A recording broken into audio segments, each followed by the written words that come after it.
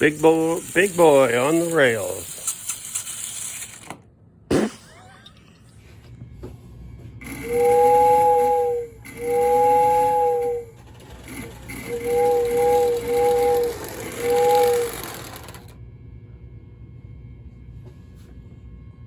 Hello everybody and welcome back to Old Frail and Decrepit. Today I've got a couple of boxes of stuff that I ordered off of eBay have showed up today. So we're going to have a look and see what I got. Now, as you noticed, I've been aiming more toward tin plate. So that's what these all are. And one of them is pre-war. And then I've got most of a set from immediate post-war. So we're going to go through what we've got and see what needs to be done with them to get them to run. Thanks for watching. All right, now to get started, we'll start with the little box here. Got one item. Now, I can't even tell you who the manufacturer is on this. It's a baggage car, O-gauge. Used to be lighted. It's got one coupler left. Somebody repainted it, but it's in need of a redo. So maybe if you've got an idea of who the manufacturer on this is, you could leave me a little comment and let me know, because it's in such a condition that I really couldn't tell you. You know, I can see the trucks on it, the wheels, but I just no identifying marks that I can get anything with. The other thing I got was this set. This is a Unique Arts electric steam type locomotive, but it is electric. Now, for those of you who watch this channel, you know that I do have one of these 1950 locomotives, but this one has a headlight. Of course, the headlight on this is busted out, but I figure when I pull the motor and start working on that motor to see if it'll actually work, then we can get the remains of that bulb out of there. So, got the locomotive, and before we're done with the video, we're also gonna see if we can get it to run. The tender, which has some customization, which we're gonna see if we can't do something about that. It is missing one coupler, but we do have a coupler here. The end of it's broke off, so we'll have to run a nut and bolt up through that. We have the hopper car. It's got some damage on the inside, and it's missing both couplers. So we'll find a way to get that back together too. And then we have the caboose. Now, the caboose is kind of all a mess. The body itself isn't bad. I mean, everything's filthy in this set, but the body's not bad. But it's missing both sets of wheels, or both axles, wheels, missing the couplers. So we're going to have to get a little creative with this. Then as a bonus, they sent along this Marx chassis, still has the couplers with it. And this was, and they've actually turned that one upside down, like they're meaning to run it with the Unique Art. See, the Marx coupler goes down, the Unique Art has the thumbs up. So we'll have to do something about that. And they sent along this tin litho animal cage. Don't know what it was on, but the plan for right now is we're going to get it mounted on here. And we'll probably find a little resident to take up that. Now we do have some of the motor parts here.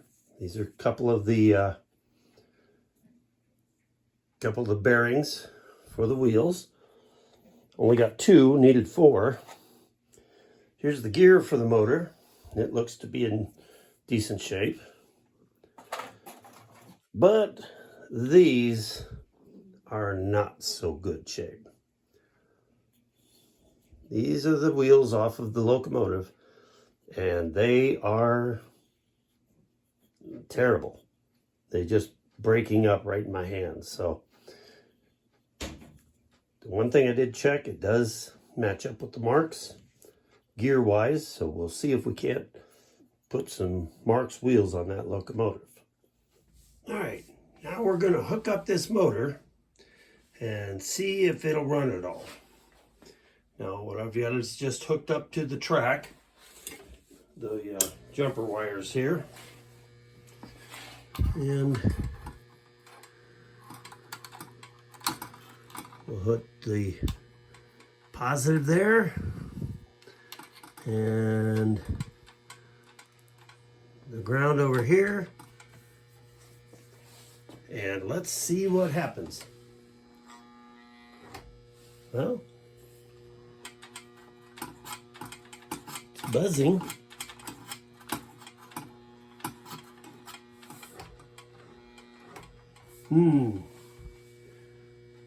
We'll have to play with this one a little because it is making a little noise. All right, let's give it another try here.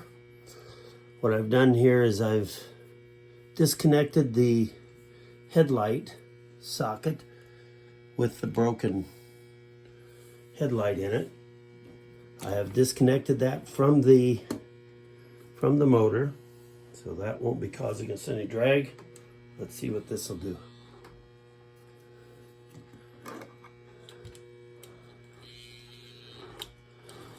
Well, the E unit's working.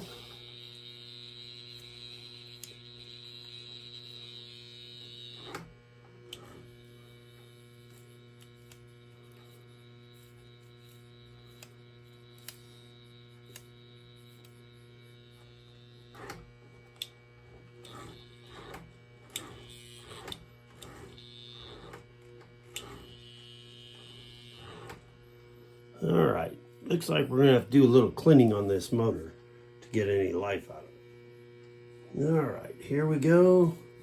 Let's see what happens.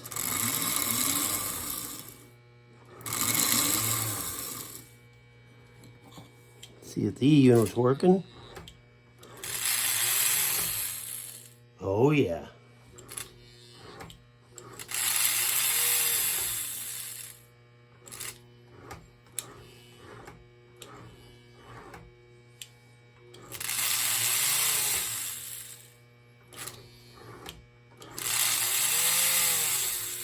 So it's got a forward, reverse, forward, neutral, reverse, neutral.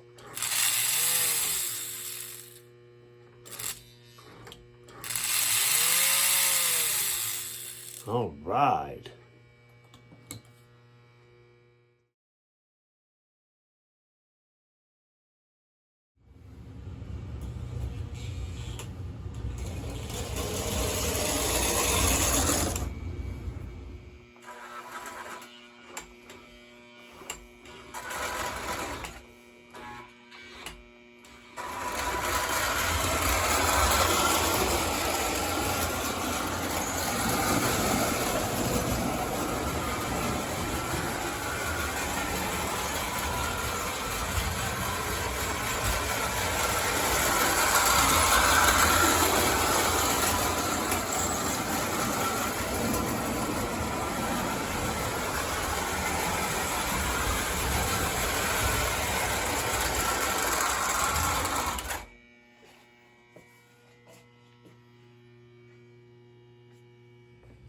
So here we've got the finished product.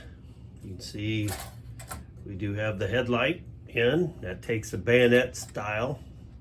And I just picked that up at the local train store. When we come to the locomotive itself,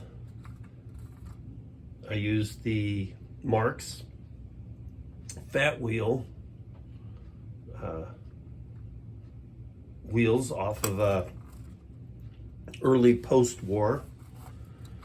Now, I don't know just which ones have the most compatible bearings to go with the, for the axle to ride through, but I do know that I have seen one that looked just like the ones that I have for that came with this unique art.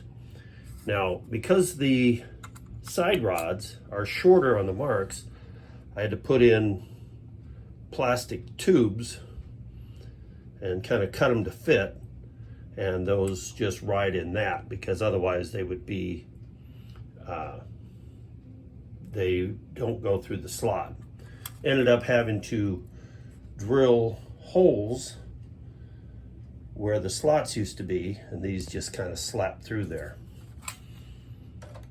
Now when it comes to the tender, if you saw the first part of the video here, tender was caved in, and you can still see the crease where it had been caved in, but I did get it a little closer to where it should be. So now it just looks like it's been abused rather than actually destroyed. And this one here is that animal cage that we had and the Marks chassis. Well, I had wheels, obviously, Marks wheels to put on it, and I glued the animal cage right to the wooden deck that I put on that Marks chassis. And then I had this, used to be some sort of playset ammunition wagon. So I just needed a little something out on the front of that, and that looked plausible. And of course I found a couple of tigers to go inside the cage. So ended up making use of everything that I got with this set. This, of course, is the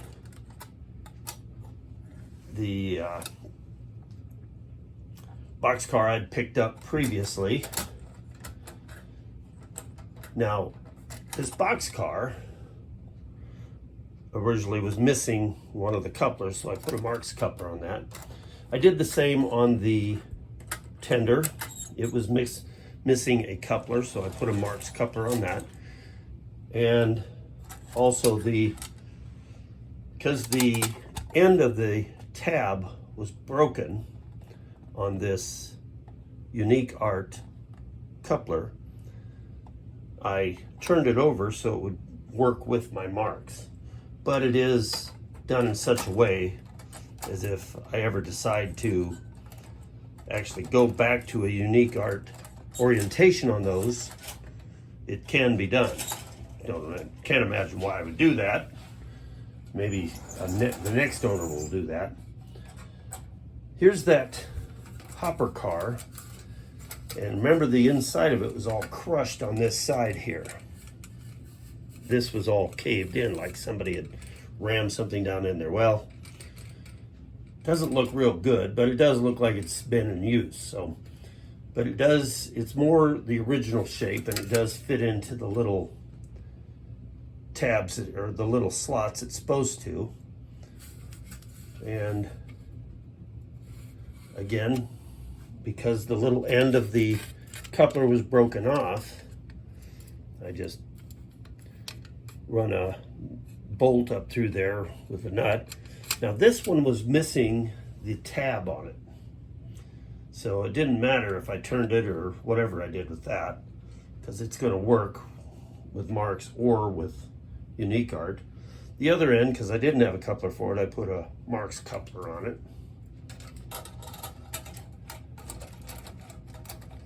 Now the caboose here, remember all I had was the body and the chassis on it. It was missing both couplers, had no axles or wheels. So, not knowing what to do for an axle, because you're not going to be able to just go out and buy Unique Art axles. They're just, you know, they're only made 3 or 4 years, so they're not going to be too many of those. But I got, for the couplers, of course, went with the Marks. For the rear coupler, because I'm not going to use it very often, I went with one of the plastic knuckle couplers, which will work with the tab and slot. So that'll work fine. For the axle, this one I tried. I had some metal rod, which was the diameter of the Marks axles. Well, I tried soldering it. It didn't work out real great, but for now it's holding. And then I've got vinyl tubing that I made little spacers, because otherwise the wheels end up slapping against the frame, and I did it on both axles here. Now on this axle, ooh, looks, yeah, that's there.